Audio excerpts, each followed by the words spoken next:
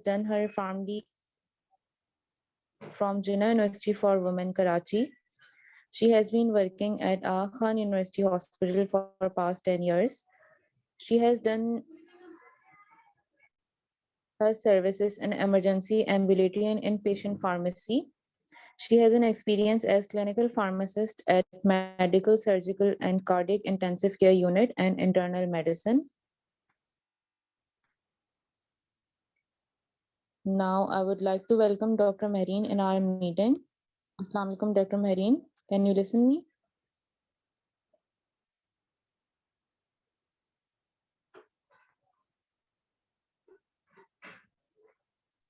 Assalamu alaikum.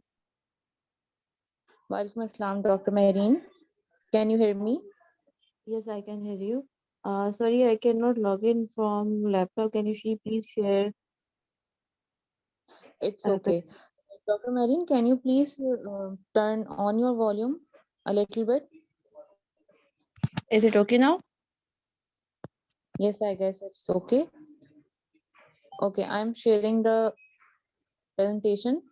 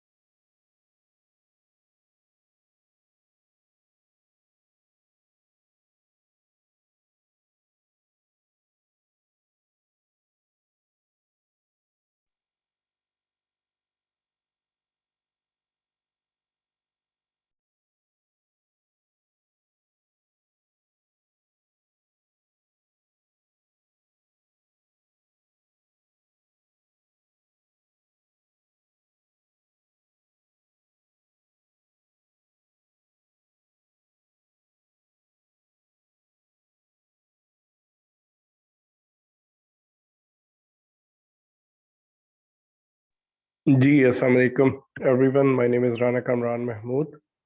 I'm leading BCPS classes, as you know about it. So today for biostatistics, we have Dr. Mehreen with us, and as well as Dr. Rida. We are trying to share the presentation. Actually, we have some challenges. Just give us a few minutes.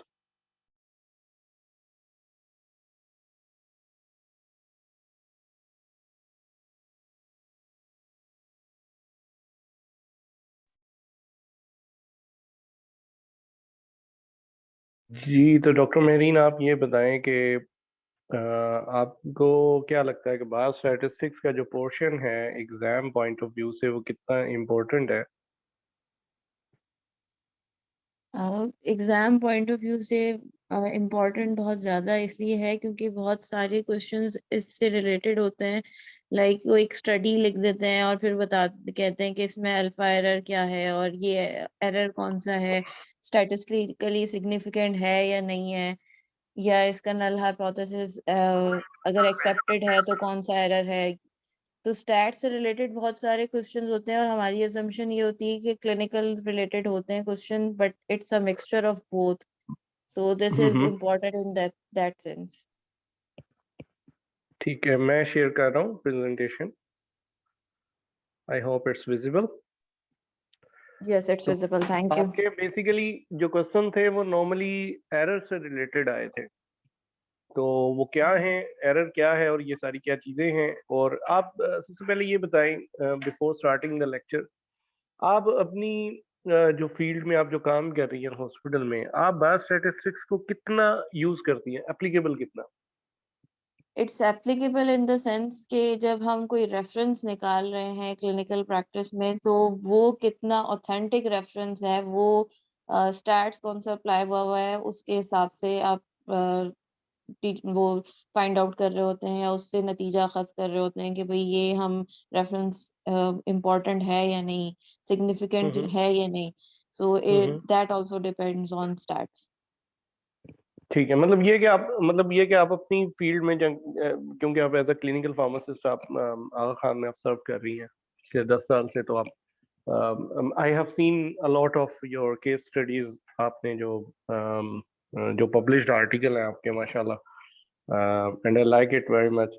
और उसके अलावा आप, जारी बात है, जो अपनी clinical studies हैं या इनको यूज कितना करती हैं, मतलब ये कि आपको कितनी दफा होता है कि वीक में या मंथ में आपको कोई रिसर्च पेपर पढ़ना पड़ जाए अपना कोई केस सॉल्व करने के लिए या कोई क्लिनिकल केस सॉल्व करने के लिए? Almost daily. Almost daily. So अच्छा, मेरे लिए, मैं आप लोगों को सबसे पहले ये बताना चाहता हूँ कि थोड़ी सी क्लास को हम थोड़ा सा, मतलब ये कि इसके ऑलरेडी 2 सेशंस हमारे अवेलेबल हैं यूट्यूब के ऊपर। और डॉक्टर अरीशा ने वो इससे पहले दिए थे। इसको थोड़ा सा हम आप लोगों के लिए ना एप्लीकेबल बनाना चाहते हैं। मेरा ये ख्याल है कि आप इसको अपनी फील्ड में अप्लाई कर सकें। ठीक है, आपने बीसीपीएस का एग्जाम देना है या नहीं देना, that's all your depending upon you. लेकिन ये कि अब आप डॉक्टर महरीन से आप सुन सकते हैं कि वो ऑलमोस्ट डेली उनको अपने कोई ना कोई क्लिनिकल केस को सॉल्व करने के लिए या किसी भी रेफरेंस को फाइंड आउट करने के लिए उनको बायोस्टैटिस्टिक्स की या स्टडी डिजाइन की हेल्प की जरूरत पड़ती है। तो आप इसको समझ सकते हैं कि ये कितना जरूरी है आपकी डेली फील्ड के अंदर। तो आप, वेदर आप क्लिनिकल फार्मासिस्ट बनना चाह रहे हैं या बन भी गए हैं, अगर आप प्रैक्टिस भी कर रहे हैं, तो आपकी प्रैक्टिस कंप्लीट नहीं हो सकेगी अगर आप इसको अप्लाई नहीं करेंगे। तो अप्लाई करने के लिए इसको आपने समझना है बहुत अच्छे तरीके से। And I hope doctor Mehreen she can start now. या doctor Mehreen. Thank you so much, Dr. Rana, for this opportunity of learning. So our learning objective today, first let me disclose, I have not received any financial or commercial funding for today's program, or I will not discuss any unlabeled or investigational use in my presentation. Next slide, please. Uh, जैसे कि doctor Rana ने discuss किया कि हमें learning objectives में actually method of collecting, classifying, summarising and analysing the data. When you have a clinical question, how to analyse that according to your need of the patient, आपको ये find out करना जरूर आना चाहिए। Useful tool to quantifying it for clinical data evaluation in a meaningful way. How much the treatment or procedure affects a group of patient. आप अगर for example let's say एक doctor है, वो आपसे कहते हैं कि भाई हमें जो है ये वाली दवा देनी है and which is very new for your hospital, so you uh, start finding out the references. जैसे एक दफा ये हुआ था कि a patient was with digoxin toxicity, तो उसमें टॉक्सिसिटी ऐसी थी कि सीकेडी का पेशेंट था और डिज लेवल ज्यादा आए हुए थे। तो डॉक्टर वाज नॉट कन्विंस्ड कि भाई कोलेस्टाइल अमीन देने से जो है वो डिजॉक्सिन के लेवल्स कम हो जाएंगे and patient will get benefit, and he was convinced with the fact कि नहीं, हम तो नॉर्मल सलाइन देंगे और दोबारा लेवल्स कराएंगे तो वो एक्सक्रीशन थ्रू यूरिन के जरिए ही जो है क्लियर आउट हो जाएगा। Then we showed them references कि देखिए ये स्टडीज हुई हुई हैं ऑलरेडी, जो कि है पेशेंट के लिए बेनिफिशियल थी, एंड देन दे एग्रीड। और फिर इसके बाद जो है we had a lot of patient जिसमें जो है वो डिजॉक्सिन टॉक्सिसिटी को ट्रीट करने के लिए कोलेस्टायरामीन यूज हुआ, and we now developed our reference as well. So this is how important it is, how to identify the type of study, और इस पे जो है how you can benefit your patient. So for talking about biostatistics, first we need to know about the variables, because अगर कोई भी study करते हैं, next slide please, I'm sorry. तो हम जो है वेरिएबल्स ले लेते हैं। वेरिएबल क्या होता है कि आप जो स्टडी करेंगे उसके बाद आपके पास एक वैल्यू आएगी which is your observation that can be considered as an outcome of an experiment which of which value cannot be anticipated before that study। यानी कि ये वो चीज है जो आप अपनी स्टडी करने के बाद ही कर रहे होते हैं। फॉर एग्जांपल एक ड्रग है जो आपको लगता है कि रिएक्शन कॉज करवा रही है पेशेंट्स में, तो आप जब स्टडी करेंगे तो उसके बाद ही आपके पास एक वैल्यू आएगी whether the reaction happened or not. So this is your variable or observation with that study. Next slide. Thank you. So we have two types of variable. First is qualitative variable and second is quantitative variable. तो जैसे कि इसके नाम जाहिर कर रहा है कि qualitative is related to the quality and quantitative in which the number is involved. It absolutely it is that. लेकिन अगर हम qualitative की variables की examples को discuss करें तो that can be classified into group like yes, no, mortality, dead or alive। और उसी में ये इसमें हमारे पास दो आ जाते हैं, nominal and ordinal. Nominal is exact value और एग्जैक्ट आंसर वेदर, और जो ऑर्डिनल है उसमें हमारे पास एक रेंज होती है। फॉर एग्जांपल अगर चाइल्ड पफ स्कोर है तो उसमें पफ स्कोरिंग है 1 2 3, जैसे ये स्कोरिंग हमने लास्ट लेक्चर में डिस्कस भी की थी।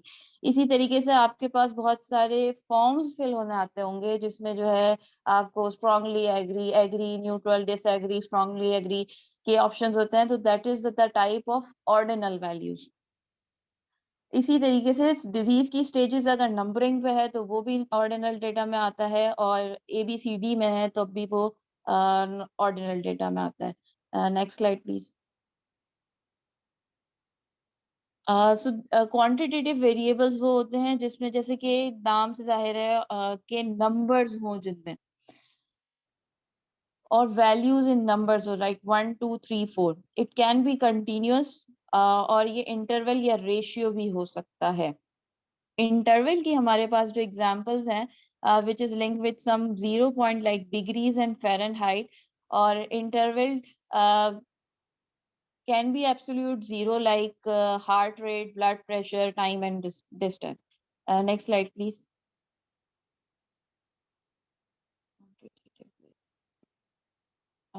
Next slide, please.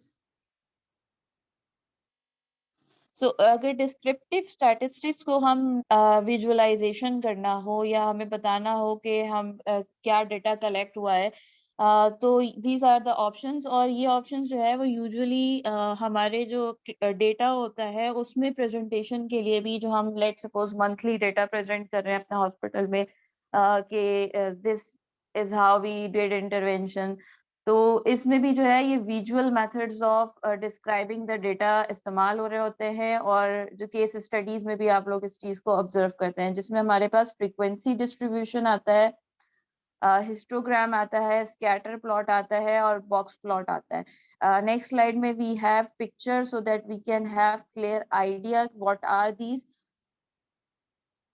जैसे ये लेफ्ट पर जो है हमारे पास frequency table of the grades है, और उसी का हिस्टोग्राम अगर बार चार्ट है तो this is called as histogram.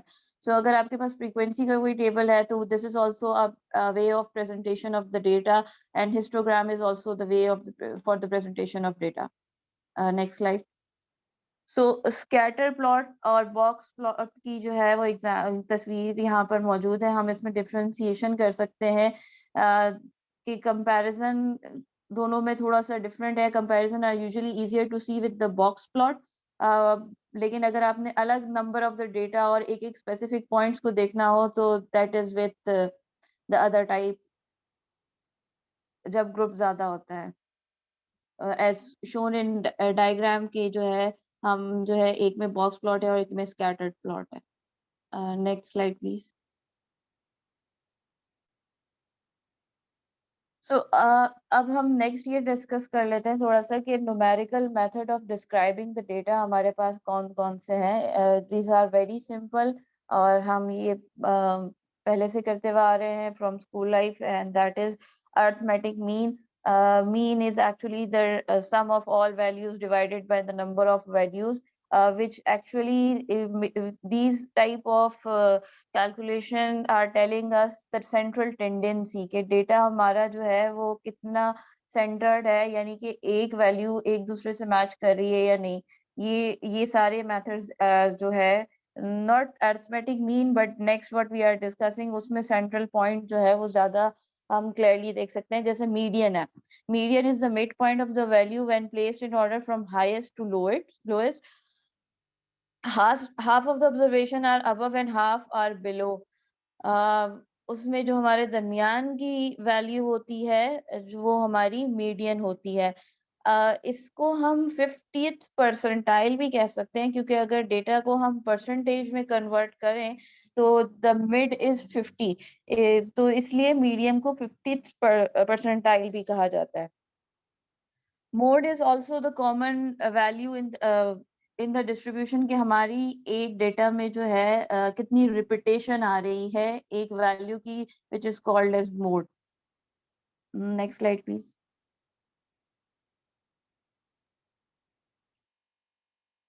Standard deviation is actually the variability from the mean.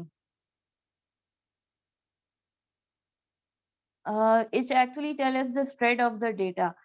इसको अगर हम देखें तो ये जो हमें है कॉन्फिडेंस इंटरवल और स्टैंडर्ड डेविएशन का भी ये है relation, that if 95% is the confidence interval, there will be standard deviation of 1 or 1 plus and minus, and similarly if 99% confidence intervals 2 standard deviation.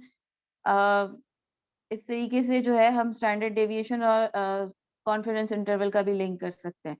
Range is actually the range smallest और largest data के दरमियान जो हमारे पास जितनी values आ रही होती हैं, this is called as range.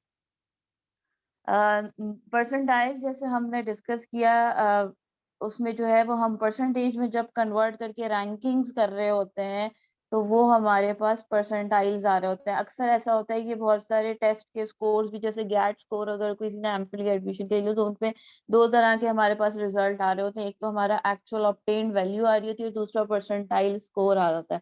इसका मतलब ये है कि जितने भी लोगों ने टेस्ट दिया है उसमें से अगर 100 पोजीशन पे देखा जाए तो आपका परसेंटाइल स्कोर क्या बन रहा है, तो this is called as percentile. Next slide please.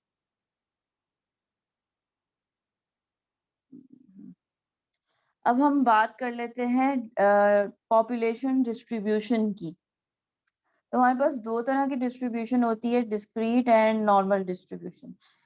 Discrete distribution में जो है वो बायनोमियल डिस्ट्रीब्यूशन, यानी कि वैल्यूज जो है वो 0 या 1 के दरमियान लाई कर रही होती हैं, और पॉइसन डिस्ट्रीब्यूशन में इनफाइनाइट वैल्यूज यानी 1 2 3 4 it can be continued.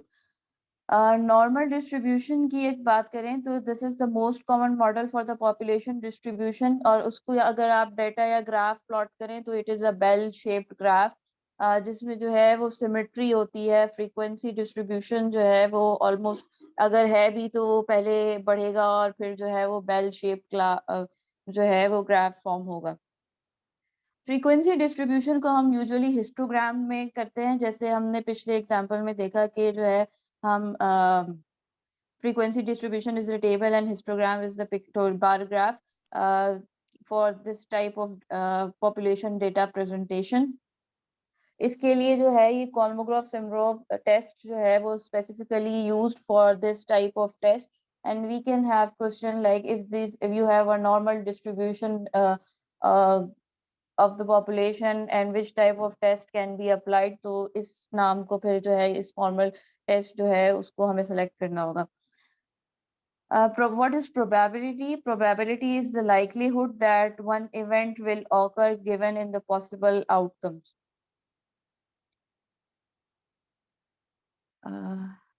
Next slide.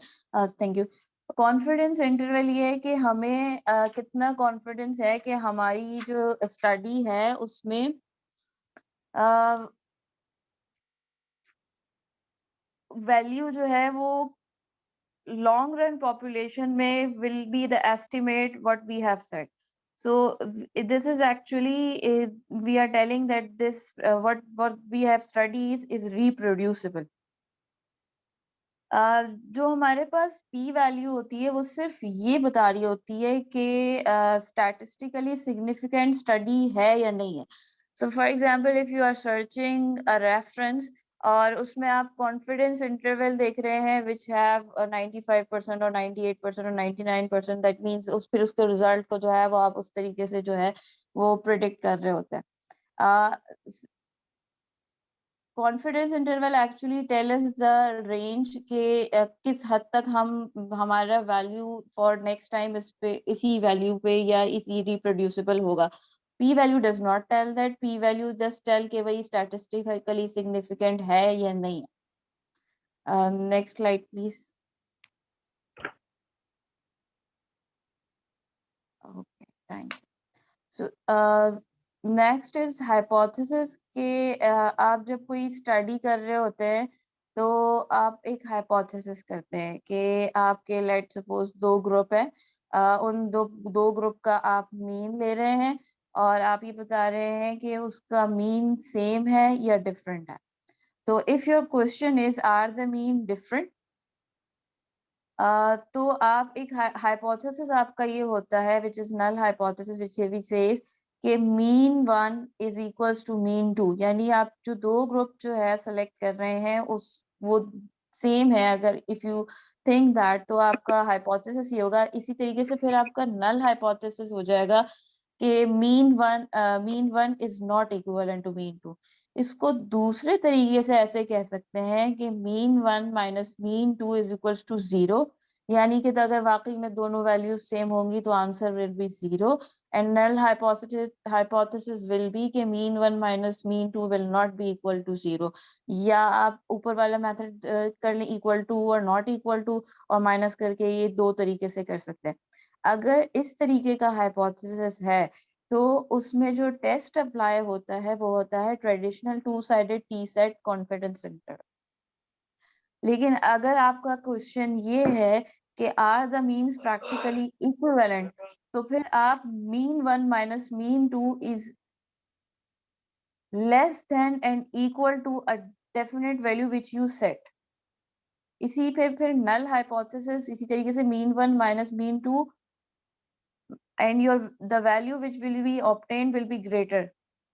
तो उसमें जो हमारे पास जो है वो टी टेस्ट अप्लाई होता है. इसी तरीके से सुपीरियोरिटी और नॉन इंफीरियोरिटी का भी है कि उसमें जो है मीन को आप ग्रेटर या लेस कंसीडर कर रहे होते हैं.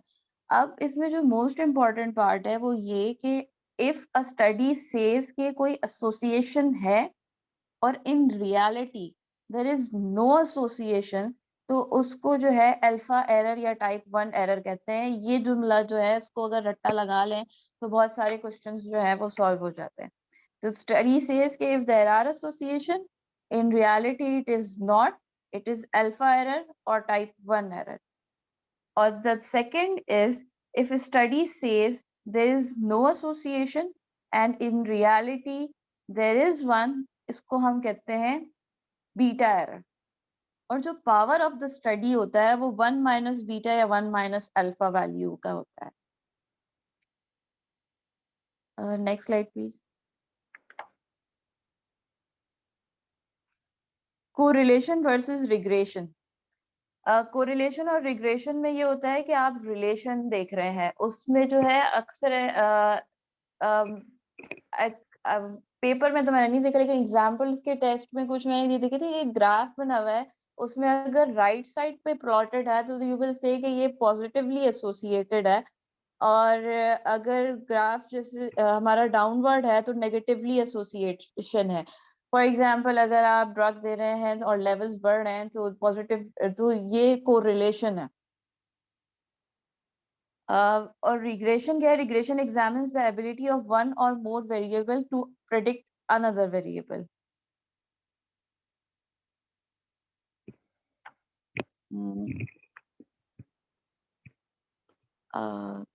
Dr. Rana, can I give over to you now? Yeah, thank you very much.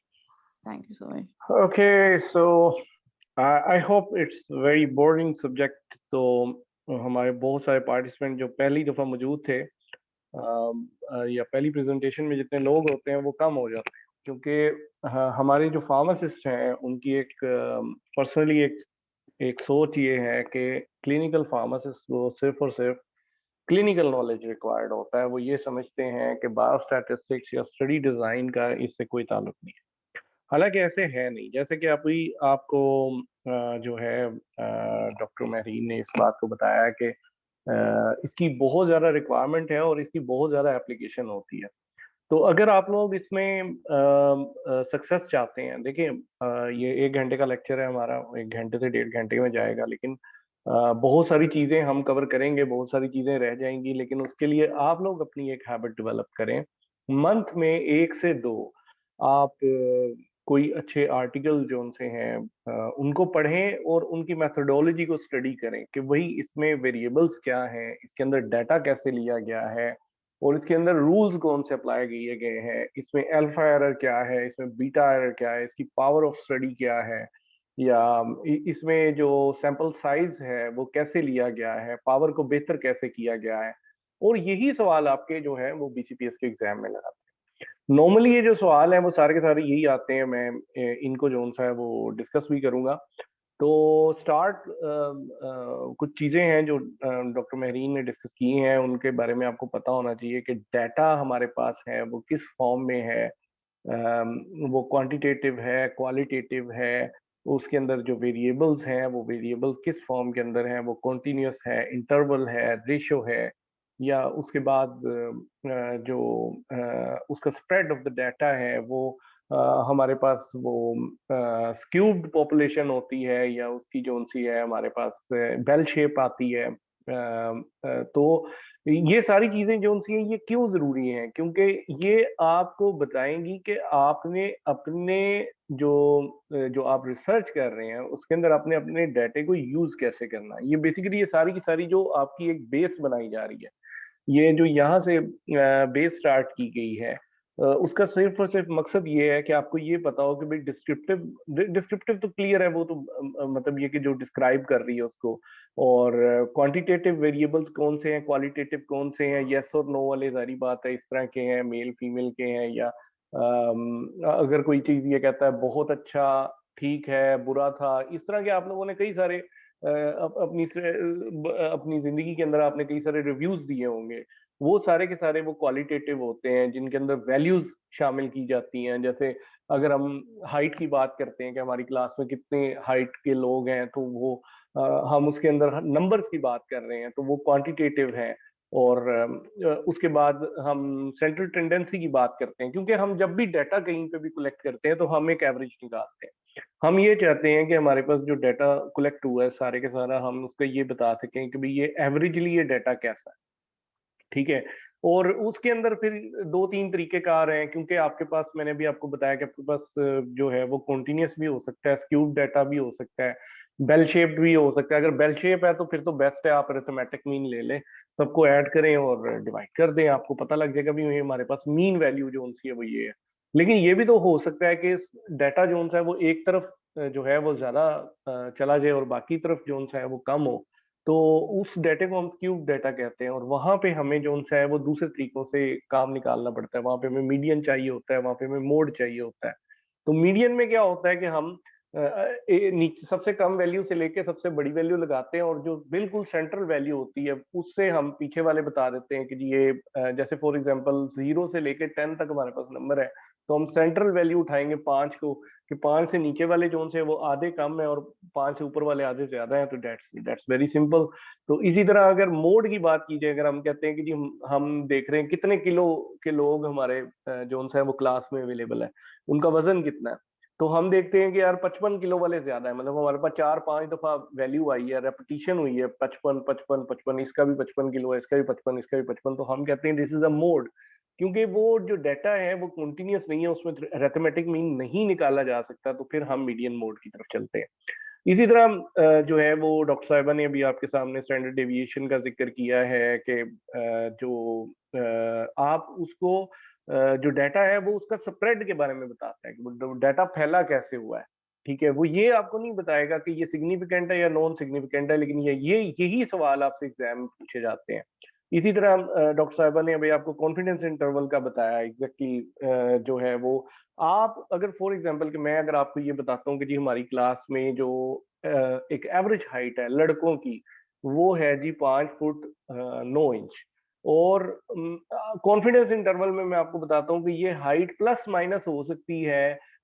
For example मैं कहता हूँ जी 8 से 10 इंच माइनस में जा सकती है, 8 से 10 इंच प्लस में जा सकती है। तो 95% कॉन्फिडेंस इंटरवल के अंदर ये है कि वो 5 फुट 8 इंच से अब आप 10 इंच पीछे ले जाएं और 10 इंच आगे ले जाएं, तो इसके अंदर अगर मैं अगला जो कैंडिडेट लेके आऊंगा 95% चांस होगा कि वो जो कैंडिडेट होगा वो उस वैल्यू के अंदर आके फॉल करे। तो मैं अगर अगला कैंडिडेट लेके आता हूँ तो वो 5 फुट 9 इंच या 10 इंच या 12 इंच या 6 फुट का भी आ जाता है, तो इसका मतलब वो मेरे कॉन्फिडेंस इंटरवल के अंदर फॉल कर। तो वो ये उसका इसका फायदा ये होता है कि ये आपको एक रेंज देता है कि ये इस रेंज के अंदर आपका जो है वो जो नेक्स्ट वैल्यू है वो उसके अंदर फॉल करेगी।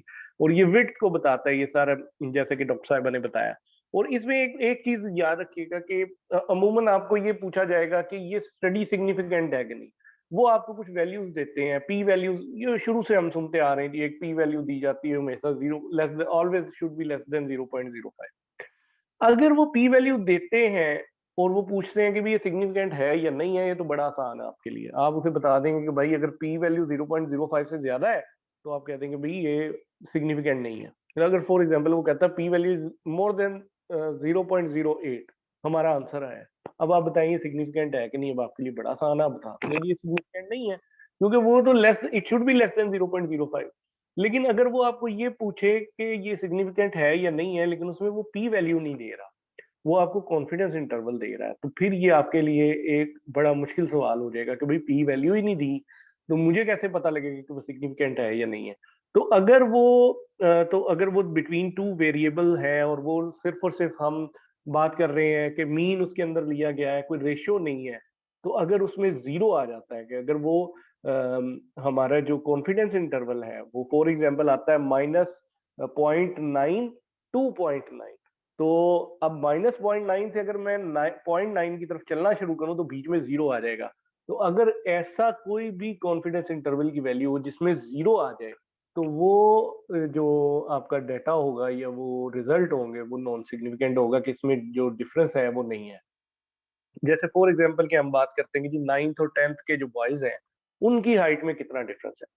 अब हम देखते हैं कि जी 9th की हाइट के मतलब एक अपनी एवरेज आई है और 10th की अपनी एवरेज आई है, उसकी हमने कॉन्फिडेंस इंटरवल निकाला है और हमने उसका जब एंड पे रिजल्ट निकाला तो हमें ये पता लगा कि उसके जब हमने कॉन्फिडेंस इंटरवल निकाल रहे हैं तो वो जो वैल्यू आई है वो जीरो के इर्द गिर्द आई है, बीच में जीरो आ रहा है, तो फिर हम उसे कहेंगे कि सिग्निफिकेंट नहीं।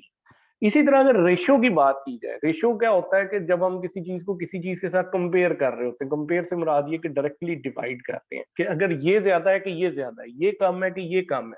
अगर मैं आपको कहता हूँ कि मैं 50 किलो को 50 किलो के साथ कंपेयर कर रहा हूँ तो आप मुझे बताएं कि दोनों में कोई डिफरेंस है। आप कहेंगे सर नहीं है डिफरेंस।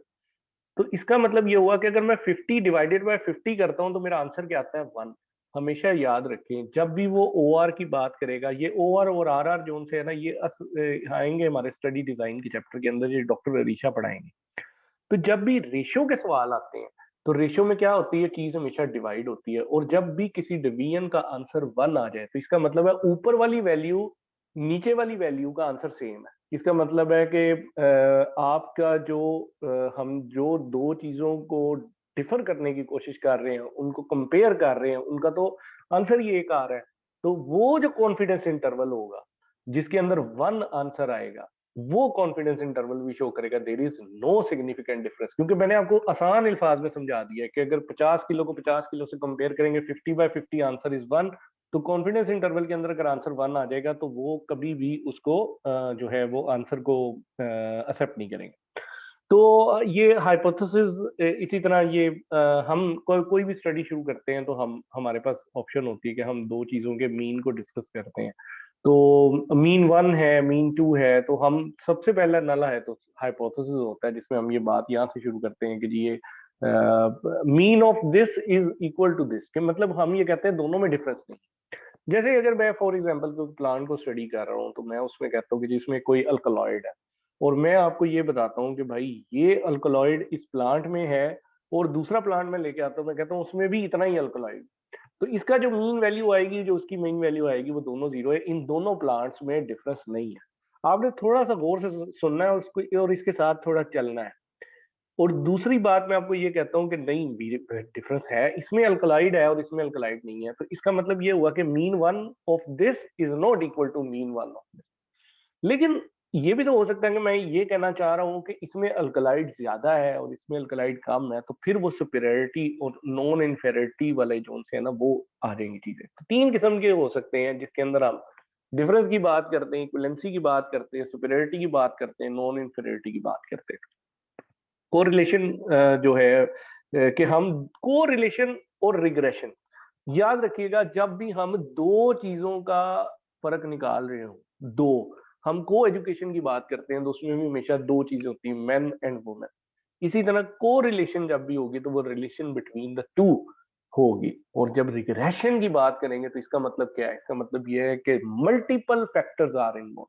ये दोनों का एक डिफरेंस है। मतलब फॉर एग्जांपल वो ये कहते हैं कि जी ब्लड प्रेशर जो है वो हाइट और फॉर एग्जांपल के बॉडी वेट से और आपके सोडियम इनटेक पे डिपेंड करता है। वो वहां पे हम कोरिलेशन की बात कर रहे हैं, हम दो फैक्टर्स की बात कर रहे हैं। लेकिन अगर मैं इसी चीज को ये बड़ी मैं मतलब अमूमन मैं इस तरह की मिसालें सिर्फ इसलिए देता हूँ, ये एप्लीकेबल नहीं होती हैं, ये इनका मिसाल का मकसद सिर्फ ये होता है कि आपको ये क्लियर हो जाए पिक्चर। लेकिन अगर मैं इसी चीज को बढ़ा दूं, अगर मैं ये कहूँ कि ये डायबिटीज पे भी डिपेंड करता है, रीनल फेलियर पे भी डिपेंड करता है, ये इस पे भी करता है, ये इस पे भी करता है, मैं बहुत सारे फैक्टर्स उठा के ले आऊंगा, तो फिर जब हम उसकी वैल्यू निकालेंगे तो उसे हम रिग्रेशन में लेके जाएंगे। तो सर्वाइवल एनालिसिस जो सी है जी, studies between the time between the entry the study and some event. अब एक बंदा है वो स्टडी के अंदर एंटर हुआ है। अब आपकी स्टडीज होती हैं वो नॉर्मली चलती रहती है, मतलब 4 साल की स्टडी होती है, 5 साल की। आप बड़े बड़े जब आप इम्पैक्ट फैक्टर की जो जर्नल्स हैं उनकी स्टडीज को पढ़ेंगे तो उनका ड्यूरेशन इतना ही लंबा होता है। तो वो डिपेंड करता है कि आप स्टडी में एंटर कब हुए और एग्जिट कब हुए। अब एग्जिट के लिए आपको ये कहा जा सकता है फॉर एग्जांपल कि अब हम आपको किसी भी स्टडी के अंदर है, मतलब अब आप फॉर एग्जांपल के हम आपको जिम के अंदर, मैं ये वाली बात नहीं करता, मैं कार्डियल इंफ्रास्ट्रक्चर की बात नहीं करता, मैं फॉर एग्जांपल ये कहता हूँ कि जी आप जिम के अंदर ट्रेनिंग के लिए गए, हम अब आपको ऑब्जर्व कर रहे हैं कि यार ये बंदा जो इंसान है कितना वेट उठाता है। अगर इन केस की अगर आपको उसके दौरान इंजरी हो जाएगी तो क्या हम आपको कंटिन्यू करेंगे? हम आपको कंटिन्यू नहीं कर सकते, वहां पे आपको स्टडी छोड़ के जाना पड़ेगा। तो study entry and some event happen.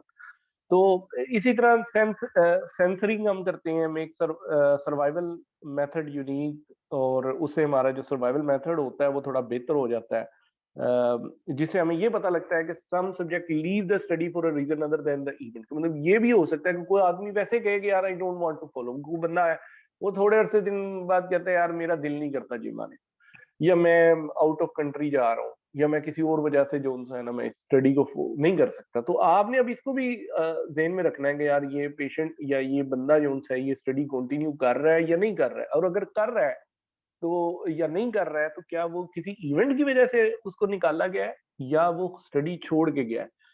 तो इसी तरह consider that all subject do not enter the study at the same time. बात है अब आपकी स्टडी तो चलती रहती है। अब आपकी स्टडी फॉर एग्जांपल के आपने कल से जी चेक करना है कि जी हमारे पास जो एमआई के पेशेंट आ रहे हैं वो उनमें से कितने लोग एस्प्रिन यूज कर रहे हैं। अब आप जाहिर बात है वो हॉस्पिटल में है, अब आप 50,000 बंदा इकट्ठा तो नहीं स्टडी के अंदर आएगा। या जिस तरह भी आपने रिसेंटली जो सा कोविड-19 के ऊपर आप लोगों ने वैक्सीन की स्टडीज देखी होंगी, तो वो एक दिन के अंदर तो सारे लोग वैक्सीनेशन में नहीं आए ना, तो बैचेस बाय बैचेस आए हैं कि पहले 50 लोग आए, फिर अगले दिन 100 लोग आए, फिर उसके बाद अगले दिन फिर 100 आए, फिर अगले दिन 100 आए। तो इसी तरह उनका एंट्री टाइम भी डिफरेंट हो सकता है और एग्जिट टाइम भी डिफरेंट हो सकता है, लेकिन हमने बीच वाला टोटल पीरियड निकालना है कि यार हमने उसको पहले 28 दिन फर्स्ट डोज दी है, फिर अगले 28 दिन सेकंड डोज दी है, और फिर उसके बाद देखा है कि भाई वो बीच में छोड़ के कितने गए हैं। अब कई सारे लोगों को किसी ने डरा दिया होगा कि यार ये वैक्सीन में पता नहीं है कुछ मिला रहे हैं तो तुम ना लगवाओ, और किसी ने कहा होगा भाई तुम्हारी डेथ हो सकती है, छोड़ दो इस स्टडी को। ठीक है, तो वो डिपेंड करता है आपके ऊपर कि आप उसको कंटिन्यू करते हैं या नहीं करते। अच्छा, इसी तरह standard methods of statistical analysis such as the T test, linear logistic regression may not be appropriately applied to the survival data। तो अब वो जाहिर बात है, ये जो कुछ हमारे कंजर्वेटिव आप ये कह सकते हैं जो नॉर्मली यूज होते हैं मेथड, हम वो अप्लाई नहीं करते हैं। सर्वाइवल का हमेशा से हम एक अलग से टेस्ट लगाते हैं। इसके बाद मैं आगे चलना चाहूंगा कि चूजिंग अ स्टैटिस्टिकल टेस्ट जो है कि हमने किसी भी चीज के ऊपर अगर कोई टेस्ट लगाना है तो वो टेस्ट हम कैसे सिलेक्ट करते हैं। तो अभी हमने वेरिएबल्स के बारे में जो है वो डॉक्टर साहिबा ने बताया कि हमारे पास कॉन्टिन्यूस है, कैटेगोरिकल है, सर्वाइवल है, तो हमारे पास डिफरेंट टाइप ऑफ वेरिएबल्स होते हैं। तो अब कॉन्टिन्यूस वही है जिनके अंदर आपके पास क्वांटिटी है, नंबर है, या वो जो 1 से लेके आगे तक चल रहे हैं। तो कैटेगोरिकल जिसमें कैटेगरीज आ जाती हैं, जिसके अंदर हम बात करते हैं NHY क्लास 1 है, क्लास 2 है, क्लास 3 है, क्लास 4 है। इसी तरह हमारी वे जो है ये रीनल फेलियर्स के हैं, GFR की क्लासेस हैं। इस तरह different different type of categories होती हैं। तो इसमें इसी तरह हम खुद से भी कोई क्लास बना सकते हैं। जरूरी नहीं है कि हम कह सकते हैं ये अमीर लोगों का है, ये मीडियोकर्स की है, और ये भी तो क्लास डिफरेंस है ना। तो हम डिपेंड करते हैं कि हम वेरिएबल ले किस तरीके से ले रहे हैं, मतलब हम उसको स्टडी में किस तरह शामिल कर रहे हैं। तो अगर वो एक सिंगल ग्रुप है, 2 ग्रुप है, पेयर्ड है, और मोर देन 2 ग्रुप्स हैं, तो फिर हम उसके ऊपर किस किस्म का टेस्ट लगाएंगे, क्योंकि अब हमने उसकी एवरेज निकालनी है, उसकी हमने स्टैंडर्ड डेविएशन निकालनी है, उसका एक स्टैंडर्ड एरर ऑफ मीन निकालना है, वो उसकी उसकी भी एक पूरी कहानी है। तो हमने जब ये चीजें फाइंड आउट करनी है तो सवाल ये पैदा होता है कि हमें इससे इम्पेक्ट क्या आएगा, या हम इसको अप्लाई कैसे करेंगे, एप्लीकेबल कैसे करना है। तो जो अगर सिंगल ग्रुप होता है तो हम इसे 1 सैंपल टेस्ट करते हैं, इसका 2 सैंपल टेस्ट करते हैं। जाहिर बात है, अगर एक एक बंदा होगा तो, या एक ग्रुप होता है तो उसका तो सिंगल जो है वो टेस्ट आएगा। और इसके अंदर नॉर्मल डिस्ट्रीब्यूशन है, ये जो हम बार बार बेल शेप की बात कर रहे हैं कि अगर इस तरह की बेल शेप बनती है तो वो एक नॉर्मल डिस्ट्रीब्यूशन है। लेकिन एक सिक्योर डिस्ट्रीब्यूशन होती है कि जिसके अंदर जो डाटा होता है वो एक तरफ ग्राफ के चला जाता है सारा का सारा। जैसे फॉर एग्जांपल कि अभी ये डॉक्टर साहिबा ने एक प्रेजेंटेशन के अंदर एक पिक्चर आपको दिखाई है, ये देखो। अब यहाँ से अगर मैं इसको बनाना शुरू करूँ तो ये यूं जाके उठ रहा है और एकदम से ऐसे नीचे आ जाए। तो अगर मैं बेल बनाना चाहूँ तो मुझे बेल यहाँ पे ऐसे बननी चाहिए, ठीक है। तो ये अगर इस तरह का डाटा अगर कोई बनता है मेरे पास, अगर इस तरह का सेंटर से जाके बनता है तो उसको हम कहते हैं नॉर्मल डिस्ट्रीब्यूशन। लेकिन अगर वो एक तरफ डाटा सारा का सारा चला जाता है, ठीक है, लाइक फॉर एग्जांपल कि अगर आप क्लास में हाइट की बात करते हैं तो आपको शुरू होती है तो 2 फुट वाले, फॉर एग्जांपल 4 फुट वाले, 5 फुट वाले कम है, लेकिन जो है 6 फुट वाले इकट्ठे 8-10 लड़के आ गए। तो अब आपका तो डाटा ही सारा का सारा वो एंड पे 6 फुट वाले, जब 6 लोग आ जाएंगे तो वो डाटा ऊपर चला जाएगा, तो ऑटोमेटिकली आपकी बेल शेप बनेगी नहीं। लेकिन नॉर्मली ऐसे होता नहीं है।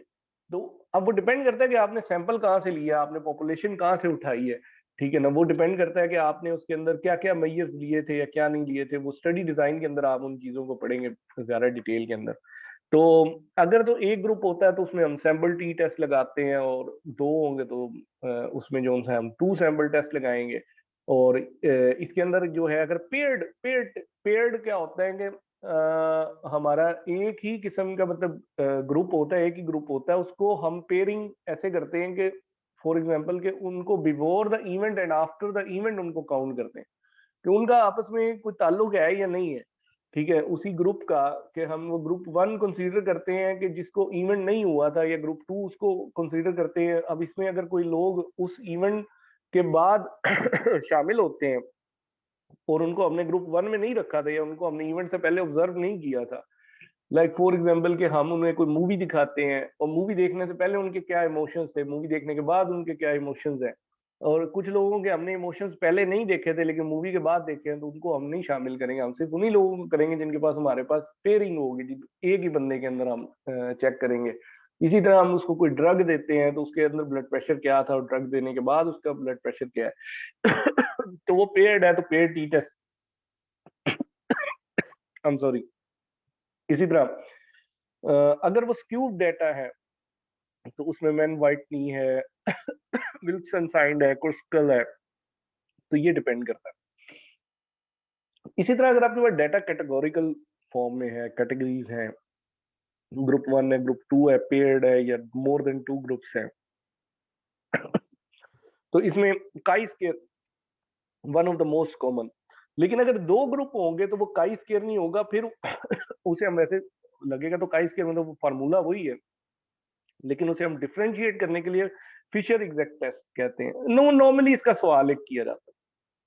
सवाल कैसे किया जाएगा कि आपको एक स्टेटमेंट दी जाएगी और उस स्टेटमेंट का मकसद ये होगा कि उसके अंदर आपको दिखाए जाएंगे कि 2 ग्रुप हैं, उसके अंदर आपको वैल्यू दी जाएगी, जो वैल्यू आपको ये बताएगी कि whether it is a normal distribution or it is a skewed distribution. Like for example कि एक तरफ वैल्यू आ रही है, उसकी कॉन्फिडेंस इंटरवल है 2 to 5 फॉर एग्जांपल, और दूसरी तरफ जो सी है वो उसकी वैल्यू आ रही है 10 to 15। अब इसका मतलब है कि उसकी कॉन्फिडेंस इंटरवल कुछ और है, इनकी कॉन्फिडेंस ऑफ इंटरवल कुछ और है, इनके पास डाटा कम है, या इनके पास नंबर ऑफ पार्टिसिपेंट कम है, इनके पास नंबर ऑफ पार्टिसिपेंट ज्यादा है, तो हमारा वो स्क्यूड आ रहा है या फिर वो नॉर्मल डिस्ट्रीब्यूशन आ रही है। फिर आपने उसके अंदर देखना है कि भाई इसमें वेरिएबल जोन से है, इसमें ये कॉन्टिन्यूस था या कैटेगोरिकल है। अगर कॉन्टिन्यूस है, चले जी हम पहले में आ जाएंगे, कॉन्टिन्यूस है, ग्रुप 1 है, ग्रुप 2 है, हम कहते हैं ये 2 ग्रुप है, अच्छा जी पेयर्ड है अनपेयर्ड है, जी अनपेयर्ड है, अच्छा जी ठीक है 2 ग्रुप में अनपेयर्ड है और उसके अंदर कॉन्टिन्यूस डाटा है, नॉर्मल डिस्ट्रीब्यूशन है तो 2 सैंपल, अगर स्क्यूड डिस्ट्रीब्यूशन है तो मैन वाई। तो हमने इसको, इस जो टेबल है इसको बड़े अच्छी तरीके से याद कर लेना है। ये डिपेंड करता है कुछ सालों में, जहां तक मुझे याद है 20, 21, 22, ये ज्यादातर पहले जो सा था ना 2017-18 में तब ज्यादा पूछा जाता था। अब कुछ अरसा हुआ है कि इसका सवाल जरा कम आने लग गया। उसकी वजह क्या है? ये अब एप्लीकेबल नहीं रहा।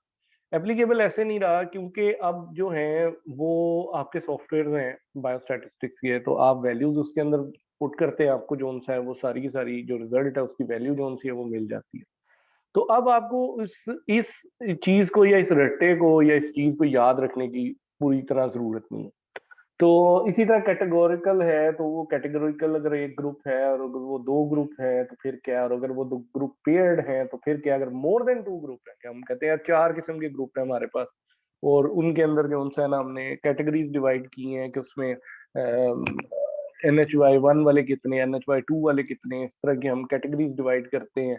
तो फिर हम कौन सा ग्रुप इसमें इस्तेमाल करेंगे। और कैप्लन मेयर ये सर्वाइवल का जोन सा भी होगा, बस आपने उसको ज़हन में रखना है, कैप्लन मेयर। और उसके अंदर अगर कॉक्स रिग्रेशन अगर वो कॉन्टिन्यूस, मतलब ये कि उसके अंदर लोग आ रहे हैं जा रहे हैं और इस तरह का अगर वो आपको फर्क पड़ रहा है तो फिर उसके अंदर कितने लोग शामिल हो। तो ये सेम अगर उसी चीज को उन्होंने जोन सा है वो आपका जोन सा है ना, आप ये समझ लें कि एक ग्राफ को उस टेबल को जोन सा है इन्होंने एक दूसरे टेबल की शक्ल दी है, जिसके अंदर आपका गोल क्या है। गोल है आपका डिस्क्रिप्टिव स्टडी है, उसमें मीन और स्टैंडर्ड डेविएशन है, तो आपने उसमें किस किस्म की पॉपुलेशन होगी, क्या होगी, किस किस्म का टेस्ट इस्तेमाल किया जाएगा, अगर उसमें 1 वे एनोवा है, 2 वे एनोवा है, किस फॉर्म में लगेगा, रिपीटेड किस में लगेगा, पीयर कोरिलेशन किस में लगेगी। तो ये सारे के सारी वो इंफॉर्मेशन है जो आपको इन टेस्ट के थ्रू मिलेगी।